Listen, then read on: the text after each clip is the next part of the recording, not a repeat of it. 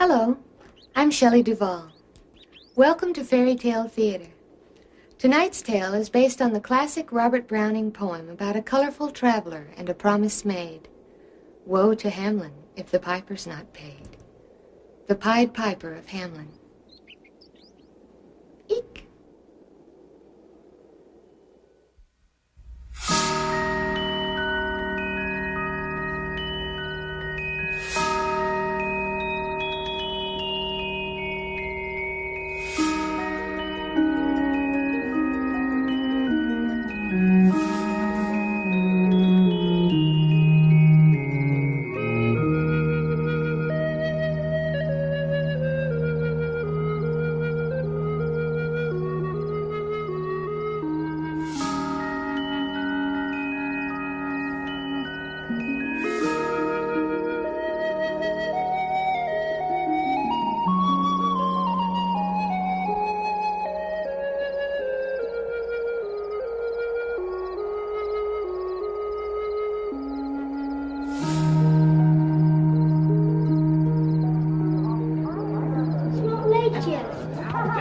It's gone 10. This is really a scandal. But I'm on holiday. What's the point of being on holiday if you can't stay up? It's a very clever argument, young Willie, I'm sure. And one I'm certain I can't answer as you phrased it. Put like that, I see no reason why you shouldn't stay up until dawn. That's what holidays ought to mean. Then... Where's little Willie? Hello. What's all this? Going to bed so early? That's the idea. Well, what about the music? You're just tuning up downstairs. Why can't I stay and hear the music? Robert, why can't I? Papa and Mama needn't know. They're in London. What a devious little creature you are, to be sure. You put me in mind of St. Augustine's observation, that the innocence of children is due less to the purity of their hearts than the weakness of their limbs. Oh, don't be such a worrywart. The boy's parents are in town, as he says. Where's the harm? They needn't know of young Willie's nocturnal revels, eh? You're not being particularly helpful, Edward. Where's your sense of responsibility? Come along, Willie, into bed with you. I promised your mamma and papa that a certain measure of decorum would be observed if they let you come into the country for a fortnight to amuse us all. Now, they've kept their end of the bargain, and you've kept yours. We've all enjoyed fighting the Red Indians with you on the heath. I'm sure my coachman can't recall such excitement. Edward. And you've kept yours. Now, I must keep mine. Yes, or pay the piper. That's how it goes, I shouldn't wonder. Pay the what? My dear Edward, will you kindly adjourn so I can get this boy off to a decent night's sleep as I promised? All right. Well, Willie, it looks as if we're beginning to pay the piper already. Good night, young man. Good night, sir. What does that mean? Pay the piper. Who's the piper? Who's the piper? And what must he be paid? What a lot of questions. This wouldn't be another diversion on your part, would it, Master William? I only want to know what it means. All right. If I explain it to you, will you go off to sleep without further demur or procrastination? Is it a story? Well, yes. Actually, it is a story. Now, have I your promise? Bet at my conclusion? Does it have a ghost? No, it does not. Oh. But it has several dreadful goings-on. Oh. Now, have I your promise? Promise. Very well. Hamelin town's in Brunswick, by famous Hanover City. The River Weser, deep and wide, washes its wall on the southern side. A pleasanter spot you never spied. But when begins my ditty? Almost 500 years ago, to see the townsfolk suffer so from vermin was a pity. Vermin? Rats! Rats. Rats! They fought the dogs and killed the cats. Bit the babies in the cradles. They ate the cheeses out of the vats. And licked the soup from the cook's own ladles. Yuck! They split open the kegs of salted sprats. The rat catcher. made nests inside men's Sunday hats. You dirty rat! They even spoiled the women's chats. So I just said to him, if you think I intend to go...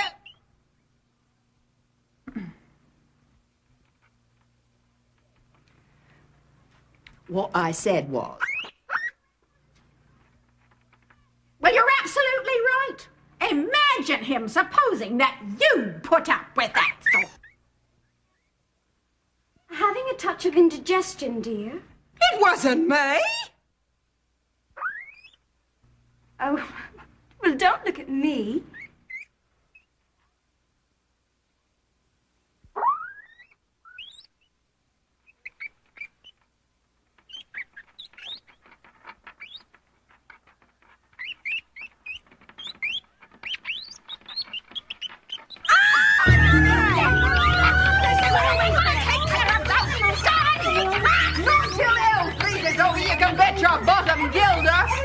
Drowning their speaking with shrieking and squeaking in 50 different sharps and flats.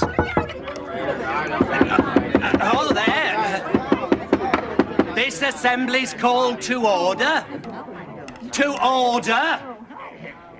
Oh. Make a note of that, town recorder. Just a moment. Where's the mayor? He said he'd try and stop by later. Something about a major meeting having to do with banquet seating. Typical! You know what that's about. They're sitting there drinking stout. Silence, please. Now, this meeting has been convened to see if from rats we can be weaned. I'd like to call on Bernard the necromancer to see if he has found the answer, since Ulrich the alchemist didn't pan out. The rats have had the upper hand out, so take it, Bernard. This is tragic. The folks in Hamelin could use some magic. Well, what follows? Speak out! This is a study commissioned by the corporation, the result of a year's intense investigation.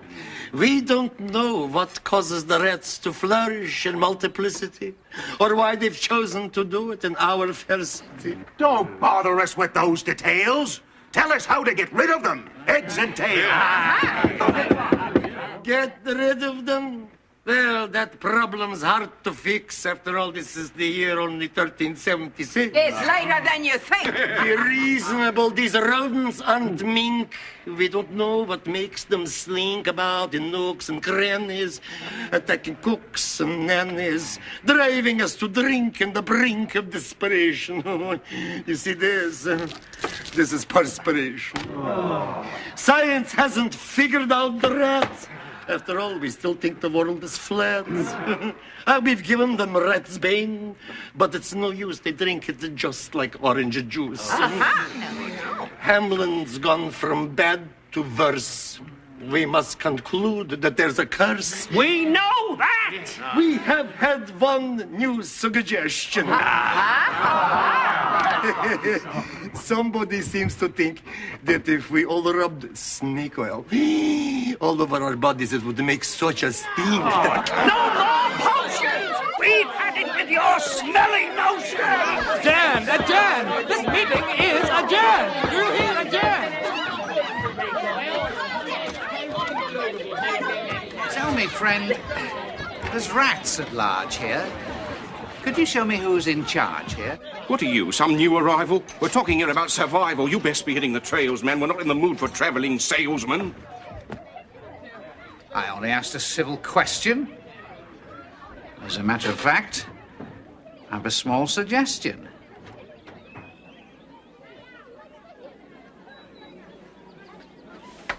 You mustn't mind them. They're just frightened. Too much so to be enlightened by any wandering... Are you an actor? You might call me a rat attractor. Consider me yet another factor in mankind's never-ending vermin war. I try to help man even up the score. Unless, of course, I am not heeded. I never intrude where I'm not needed. You're needed here without a doubt. You must have figured that much out. But you must take your application to the Mayor Corporation.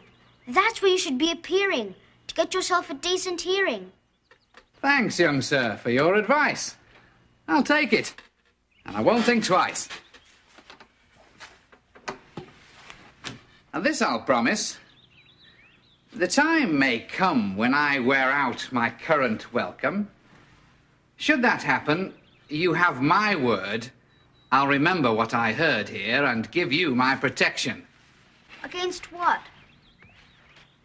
Why, against unnatural selection. Remember, young sir, that all's illusion, and dreams, though potent, are no solution to the problems that we face. The rainbows that we chase are no more real than the idea your foot will heal. My words, no doubt, seem strange to you, but please remember that they're true.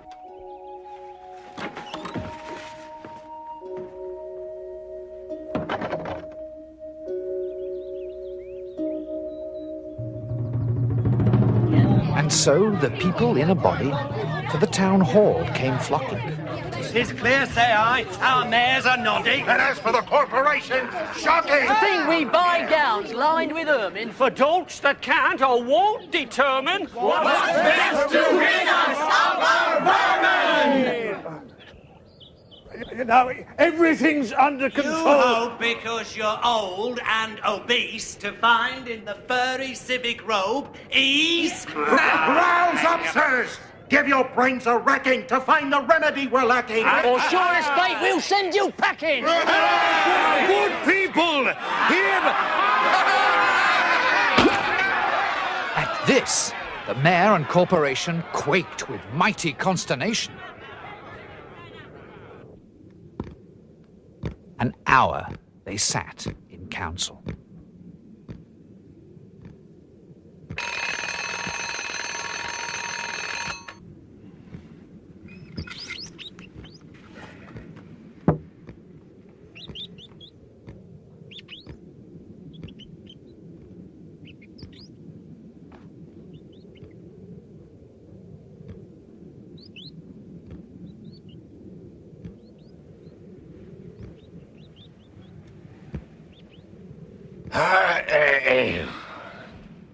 At length, an alderman broke silence. This is another fine mess you've got us into. Me? How do you come to that conclusion? I didn't start this verminous intrusion. No, but you're the mayor, are you not? Is it your responsibility or what? It happened during your administration. That's certainly a grave consideration. And as for history's verdict, I shudder to think... They'll throw everything at us but the kitchen sink. You saw what happened outside just now? They're in a foul mood anyhow. Today was fruit, that's bad enough. Tomorrow might be stronger stuff. Well, whose idea was that full report? Ah, I see. No one with a prompt retort? No one wants to say that's true, but only because 'twas mainly you. I? 'Twas really I? Oh, me.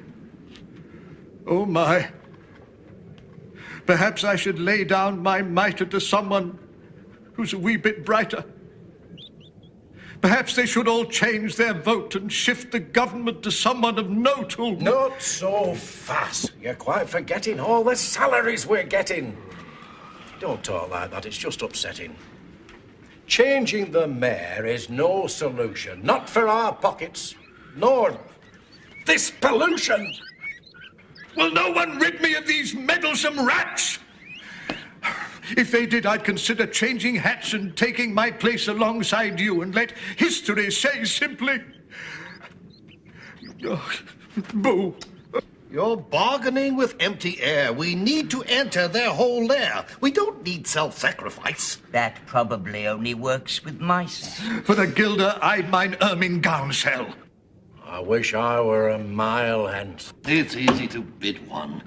Rack one's brain. Oh, I'm sure my poor head aches again. I've scratched it so, and all in vain. Oh, for the trap! A trap! A trap! Just as he said this, what should hap at the chamber door but a gentle tap? A gentle tap. Places! What's that? Oh, only a scraping of shoes on the mat. Anything that sounds like a rat makes my heart go pitter-pat. Come in! The mayor cried, looking bigger. And in did come the strangest figure. His queer long coat, from heel to head, was half of yellow and half of red. And he himself was tall and thin, with sharp blue eyes, each like a pin, and light loose hair, yet pasty skin, no tuft on cheek nor beard on chin, but lips where smiles went out and in. There was no guessing his kith and kin, and nobody could enough admire the tall man and his quaint attire. Quoth one, "It's as my great-grandsire, starting up at the trump of doom's tone, had walked this way from his painted tombstone." Who let you in, sir? Go away. We're giving no free meals today. You've interrupted a serious matter. Perhaps I have. Yet I flatter myself that I could fix... We want none of your cheap theatrics. We've no time for strolling players. How's Hamelin fixed for rodent slayers? Oh, no, not another necromancer. We're giving none a second chance, sir. State your business and depart. We've lost our faith in your so-called art. Please, your honours, pardon me. I'm able, by means of a secret charm, to draw all creatures living beneath the sun that creep, or swim, or fly, or run after me, so as you never saw. Oh, what did he say? And I chiefly use my charm on creatures that do people harm. The mole, the newt, and the toad, and the viper. And people call me the Pied Piper. And here they noticed round his neck a scarf of red and yellow stripe, to match with his coat of the selfsame check. And at the scarf's end hung a pipe, and his fingers, they noticed, were ever straying, as if impatient to be playing upon this pipe, as low it dangled over his vesture, so old-fangled. Yet, say I, poor piper as I am, in Tartary I freed the Khan last June from his huge swarms of gnats. I eased in Asia the Nizam of a monstrous brood of vampire bats. Easy enough for you to say. Those places are far enough away. How do we know your tales are true, that we should place our faith in you? Your reservation's not unjust, and I'll respond to earn your trust. These rats, I say, are come from Satan, and if their exit you would hasten, I urge you heed my brief oration. I've done business with the best. North, or south, or east, or west. My powers have yet to fail a test, and my references are on request. You say your city's plagued with frogs? I'll have them disappear in bogs. Or if your township's cursed with lice, I'll pack 'em off to paradise. Piping's my game. Extinction's my goal. Wide is my fame. Famed is my role. My offer's one you can't refuse, unless you see how you could lose. So, I propose a simple pact. To solve your problem for a fact, say yes, and I'll proceed at once. You should be free of rats by lunch. Oh. And if by chance you keep your word, say you what shall be your reward? As for what your brain bewilders, if I can rid your town of rats, will you give me 1,000 guilders? 50,000! Was the exclamation of the astonished mayor and corporation. 50,000's not my fee. 1,000 guilders contents me. Now, have we a bargain made? Then 'tis time for me to ply my trade.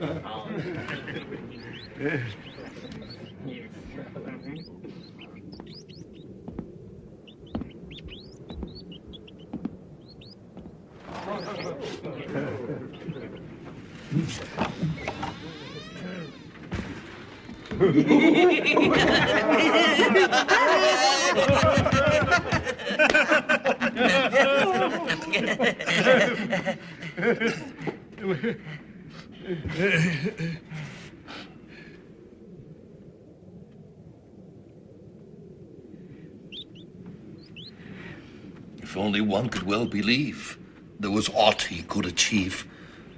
No harm, I ween, to let him try. But if he fails, I know I'll cry.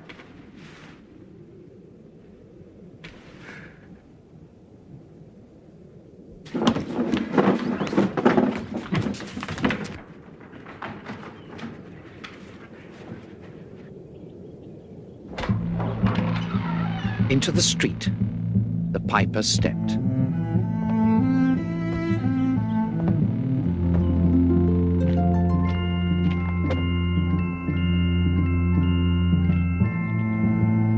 Smiling first, a little smile, as if he knew what magic slept in his quiet pipe the while.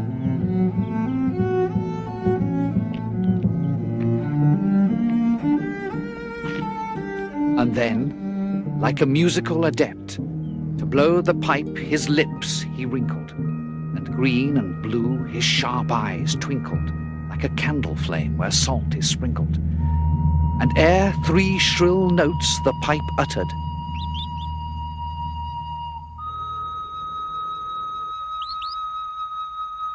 Hey, is he piping?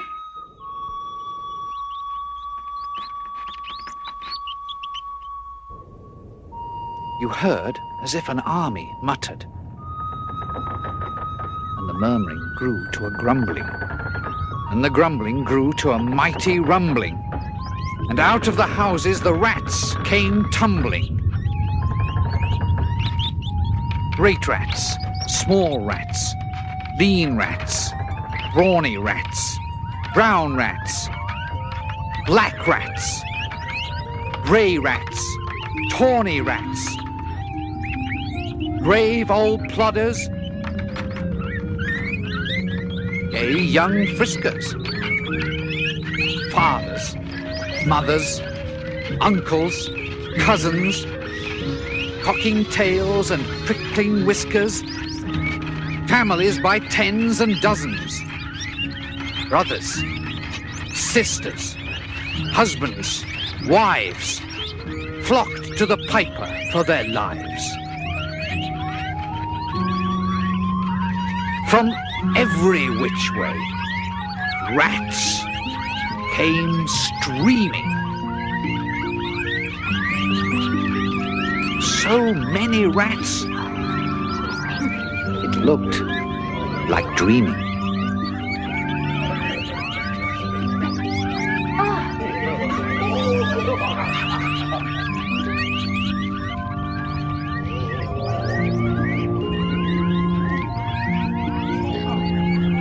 From street to street he piped, advancing, and step for step they followed, dancing. Dancing, prancing, preening, glancing, filled with visions most entrancing. Woven by the piper's spell, they followed the music most enhancing. Tumbling in pursuit pell-mell.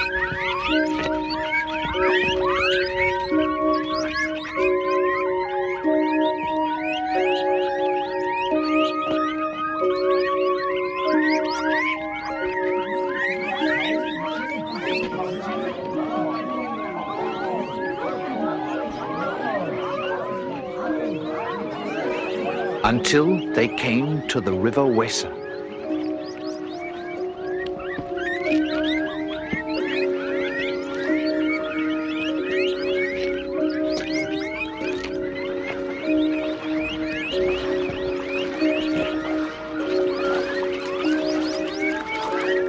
Wherein all plunged.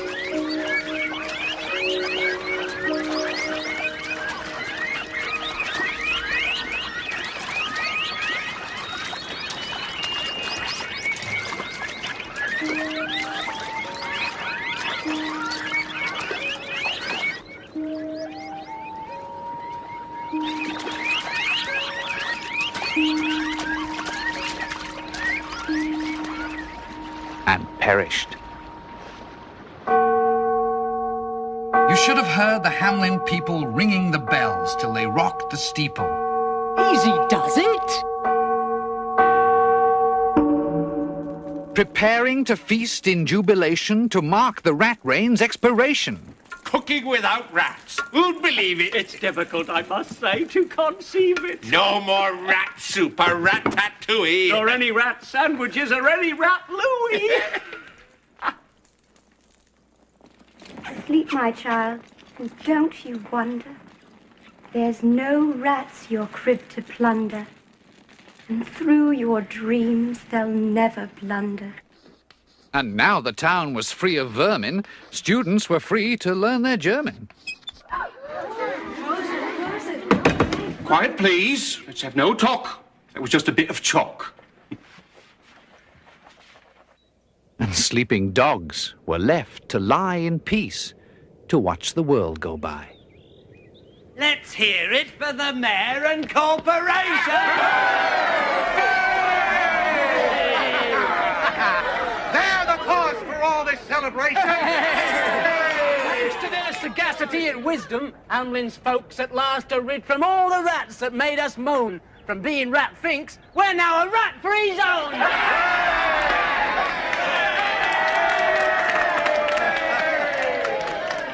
Friends, the Mennonites, and countrymen, lend me your ears. We certainly enjoyed those cheers. It wasn't easy, you may be sure, to get for Hamelin this rat cure. Your mayor and your corporation labored hard, with much vexation, frequently in consternation, working sometimes through the night to try and see our way to light, scorning food and drink's delight to fulfill your great expectation. And now we come to you in victory and bid you succumb to topsickery, omitting though no sage preventions to thwart any other rat's intentions. Go, good people, get long poles, poke out the nests, block up the holes, consult with carpenters and builders, and leave not a trace. But first, if you please.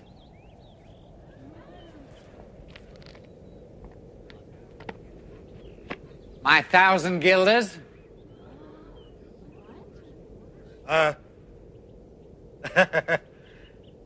Just a minute. Gentlemen, let us withdraw. I think there's something in my craw. That's it, folks. Take a break. Well, don't just stand there like a wake.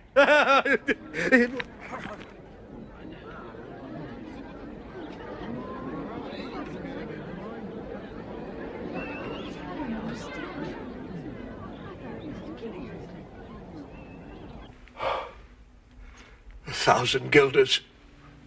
I feel blue. So does the corporation, too. Council dinners make rare havoc. With claret, moselle, Van de Grave, and hock. And half the money would replenish our cellar's biggest butt with Rhenish. But what on earth are we to tell him? Perhaps an accident should fell him. Put that down.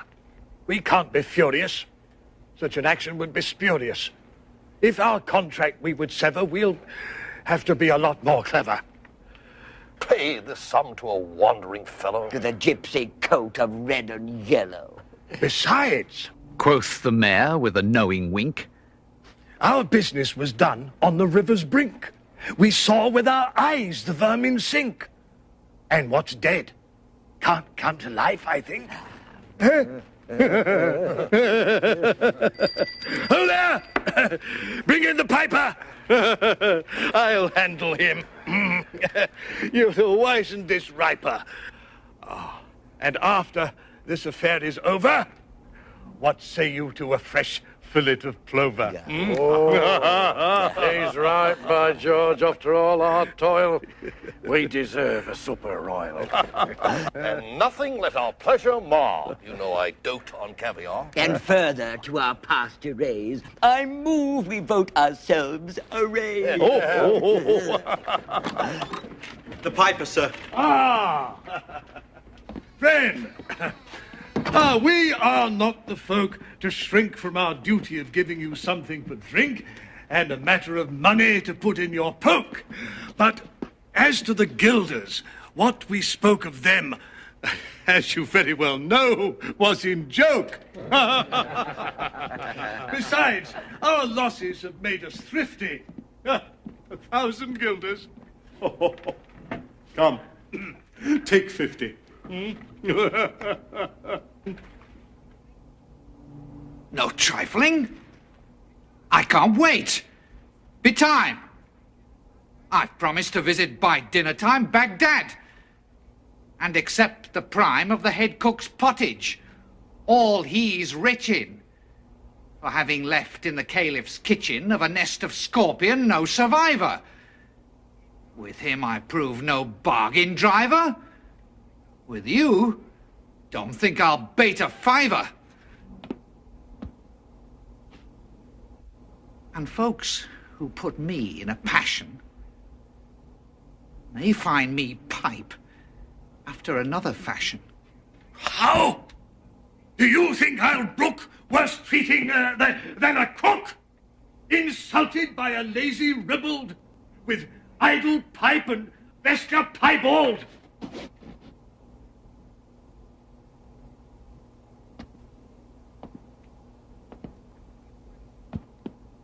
If you break the promise that you made, this is the only time I'll warn. By the time the sun has changed to shade, you'll wish you'd all were never born. Do you threaten us, fellow? Go, do your worst. Blow your pipe there till you burst.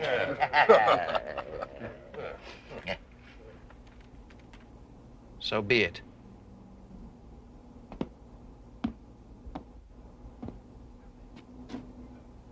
Hamelin's cursed.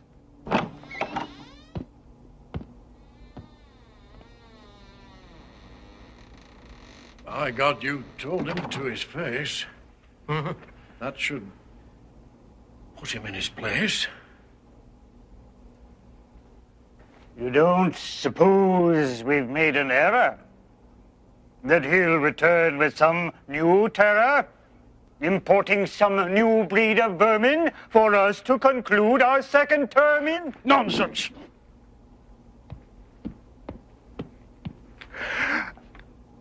Nonsense!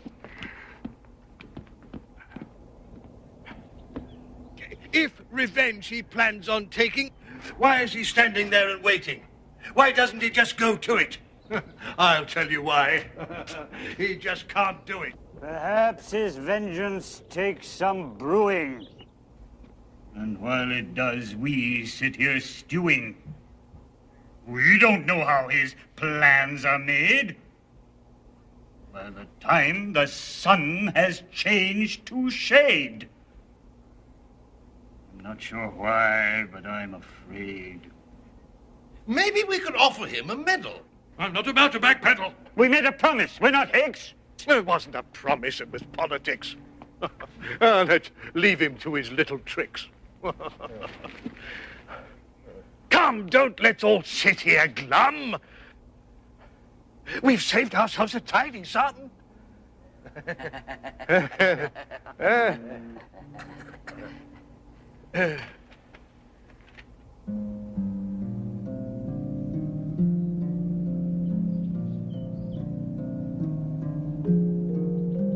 Once more, he stepped into the street.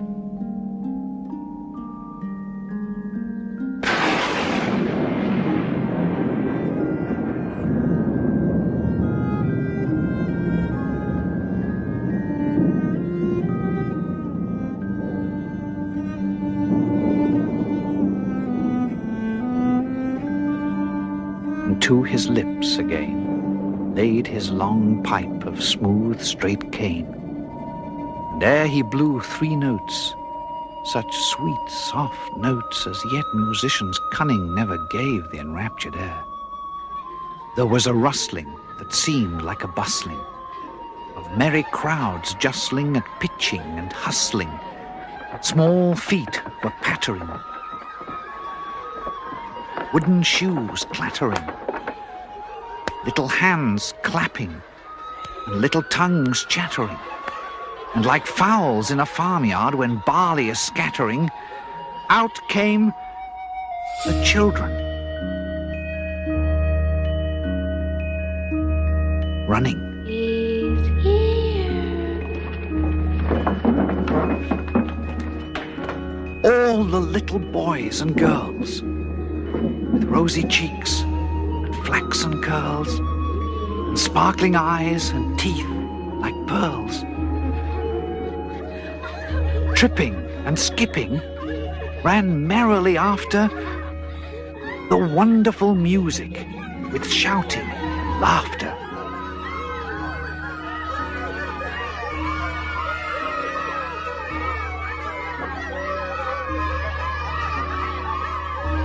The mayor was dumb, and the council stood as if they were changed into blocks of wood.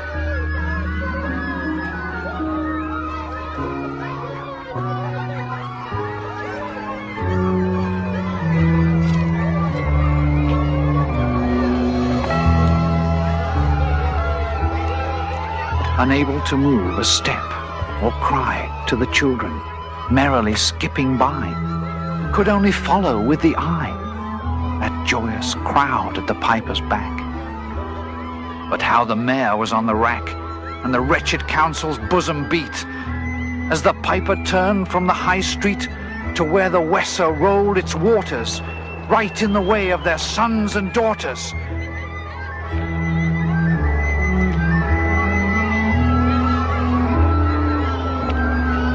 However, he turned from south to west, and to Koppelberg Hill his steps addressed. After him the children pressed. Great was the joy in every breast. He can never cross that mighty top. He's forced to let the piping drop. And we shall see our children stop. When lo, as they reached the mountainside, a wondrous portal opened wide, as if a cavern was suddenly hollowed, and the piper advanced.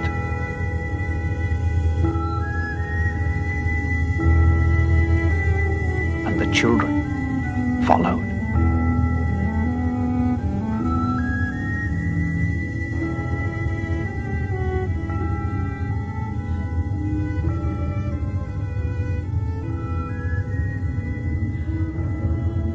And when all were in, to the very last, the door in the mountainside shut fast.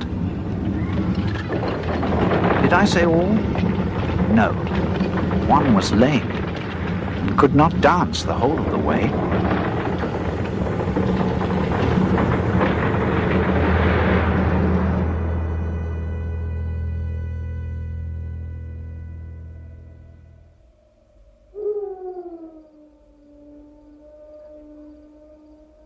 And in after years, if you would blame his sadness, he was used to say, It's done in our town since my playmates left.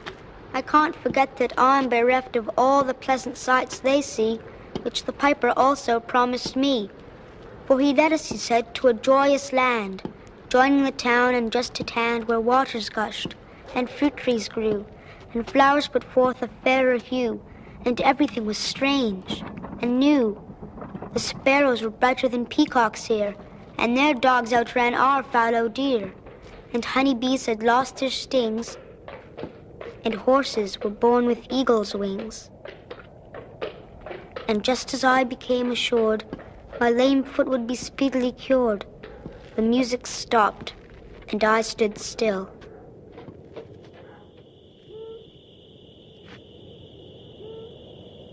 And found myself outside the hill. Left alone, against my will. To go now limping as before, and never hear of that country more. Alas, alas for Hamelin. The mayor sent east, west, north, and south to offer the piper by word of mouth, wherever it was men's lot to find him, silver and gold to his heart's content, if only he'd return the way he went and bring the children behind him. When they saw it was a lost endeavor, the piper and dancers were gone forever, they made a decree that lawyers never should think their records dated duly if, after the day and month and year, these words did not as well appear. And so long after what happened here, on the 22nd of July, 1376.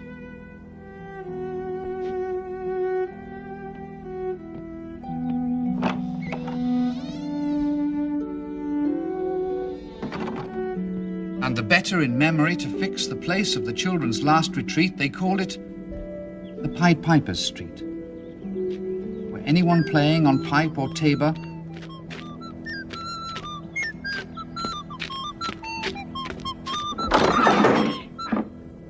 was sure for the future to lose his labor.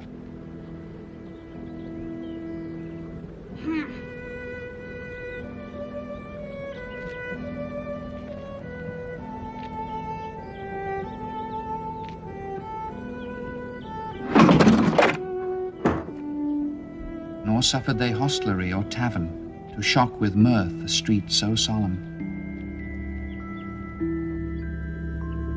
But opposite the place of the cavern, they wrote the story on a column.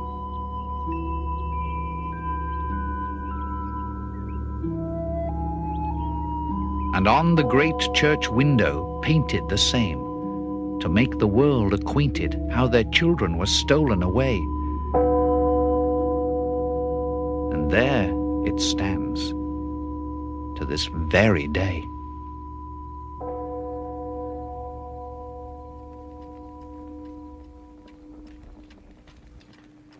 And I must not omit to say, in Transylvania, there's a tribe of alien people who ascribe the outlandish ways and dress, on which their neighbors lay such stress, to their fathers and mothers having arisen out of some subterraneous prison, into which they were trepanned long ago in a mighty band, out of Hamelin town in Brunswick land.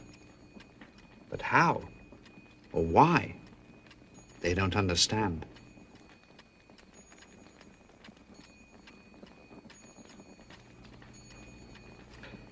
So, Willie, let me and you be wipers of scores out with all men, especially pipers. And whether they pipe us free from rats or from mice, if we promise them aught, let us keep our promise.